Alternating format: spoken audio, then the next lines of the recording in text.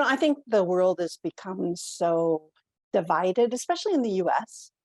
And, picking your head up and looking at the global issues and seeing and getting inspired by people who are really trying to change the world in their local communities. That's who these fellows are. They're incredible women who are passionate, who really clearly get in touch with their why. And so I find that it just every time something happens in the world, it's almost like I can think of a woman on the ground in that country who's fighting for change. And so being able to help them in any way I can is huge. But just knowing that they're out there fighting, and it makes my life lighter. Just the impact that you've had on these women, but also we all get so much meeting people who are doing things that a lot of us are like, I could never do that, challenging things around the world. Yeah. In the midst of the great resignation and so-called quiet quitting, women in senior leadership have continued to soldier on. While 49% of executive women considered leaving their jobs last year, only 8% actually did. And according to a study by the nonprofit Women in Revenue, this only 8% actually left their jobs, even though we thought everybody was leaving, right? And that it could seem like news if you're a company leader eager to retain some of your most highly coveted talent, but for women themselves, it's a high cost. And I know that you see that in your coaching work and in your classrooms, if you will. How do we help each other thrive in this situation, JeanAnn? That's a really rich and very topical. This week, Jacinda Ardern, Prime Minister of New Zealand, has announced her resignation. She's known for her leadership of humility and kindness and inclusivity. And we see her turning that inclusivity and kindness and humility and empathy for herself and her own family, right? So she's a bright spot example of somebody who's living through this tough time and making those choices for herself. But I would say, in my experience as an executive coach, I find women will stay because they're afraid. They're afraid of not being good enough. They're afraid of failing if they try something new. They're afraid of letting their teams down by moving on, or they don't know what their options are, and sometimes they lose track of their why, what they uniquely bring and how to seek out those arenas to go make their light shine. So I think I link that with what we do at How Women Lead in the credo of just say yes, right? So an example from my career might be helpful. I'm kind of an analytic. And I wanted to plan ahead for a career transition, and I needed a new challenge, but I really wasn't sure what it was going to be. And a colleague of mine, Melissa McVicker, brought me to a How Women Lead event because she was on the panel, right? So she said, come and support me. Oh, to support my colleague, of course I'm going to go to an event. I met you, Julie, and you asked me to contribute. And I just said yes. I knew I needed to build out my external network because I needed to expand, but the rest is history. I got deeply involved in How Women Lead. I'm on the Silicon Valley board, right? So when you ask, what can we do for each other? I think you need to start with what you can do for yourself. One is to think ahead. The turbulent times aren't going to end. So like I said, who do you know in the world? It's hard. We're busy, but there are ways you can build things together. Networking is not a natural talent for most people. In fact, there's research that shows that networking makes us feel dirty. After doing networking, people showed a preference for cleaning products. It's really kind of right. It's frightening. But there's a reframe that I learned from you, which was networking is simply helping people. So if I go into a new environment thinking, what can I bring? How can I help people? It makes it sort of mentally tangible for me to think, this is my job. My job is to see if there's one person in this room that I can offer advice or make a connection or help them.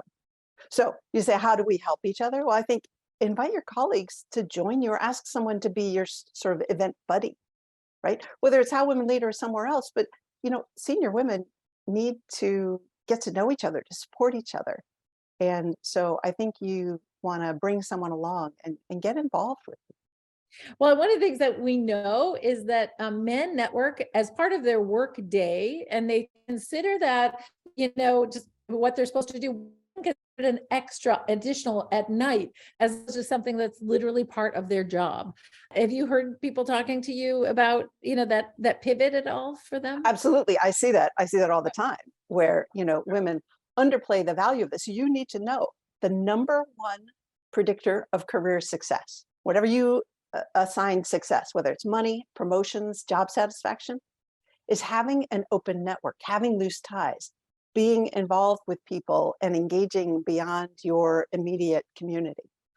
And so if you want to be successful in your career, so you can provide for your family, so you can make change in the community, you have to figure out a way of building in networking. And it can be simple. Networking doesn't have to be, I'm going to an event. It could be you're in the elevator, you see someone you know at the grocery store, you have the opportunity to take a walk with somebody.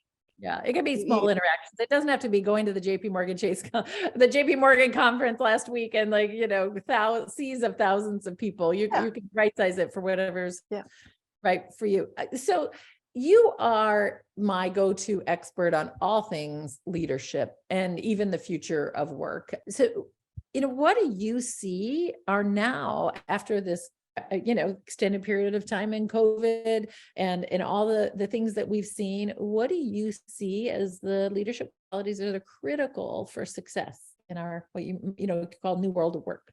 This is a great one. It's a course I teach at Stanford, modern leadership, right, in the new world of work. And for the last 3 years, I've been working on a model. The old sort of profits first, hierarchical, pale, stale, male, it's just not the vision of leadership that we have anymore.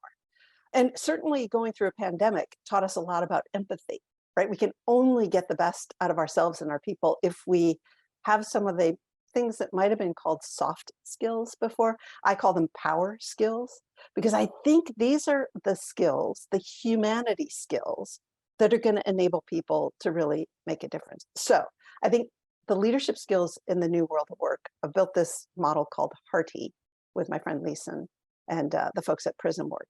It stands for humility, empathy, accountability, resiliency, transparency, and inclusivity.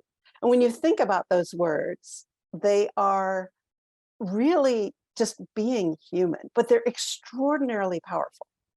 So an example, I was working with an executive team and the CEO was really high in accountability, right? He was get the work done, dead bodies by the roadside, but he didn't have any empathy.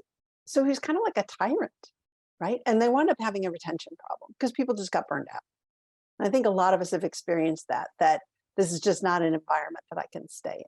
On the other end of the spectrum, we had an exec we were working with who had a lot of humility and empathy, but she was low in accountability, right? And we call her cupcakes and kisses. Right? Morale suffered, right? She spent too much time relating. We never got down to work. The team didn't deliver results. There was low pride in their work because the results weren't there. And so Cupcakes and Kisses leader, she came up with a mantra. She really thought about her purpose and how she wanted to make an impact.